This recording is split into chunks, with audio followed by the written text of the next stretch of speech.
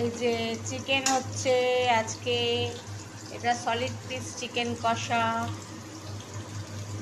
সর্ষের তেলে আলু ভেজে তুলে নিয়েছি, গোটা গরম মশলা তেজপাতা ফোড়ন দিয়েছি, তারপরে আদা রসুনের বাটা, পেঁয়াজ কুচি, পেঁয়াজ বাটা, তারপরে হলুদ নুন লঙ্কা জিরে ধনে গুঁড়ো, কাশ্মীরি লঙ্কা গুঁড়ো, এমনি ঝাল লঙ্কার গুঁড়ো দিয়ে মাংস দিয়ে কষা হচ্ছে।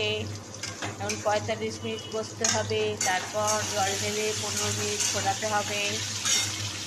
এই হচ্ছে চিকেন রান্না। কালকে হাড়োলা চিকেন কষা হয়েছে আর চিকেন রেজালা হয়েছে, আজকে সলিড পিস চিকেন কষা হচ্ছে। আর এটা কুই মিটুরি হচ্ছে সর্ষে বাটা চিংড়ি মাছ দিয়ে।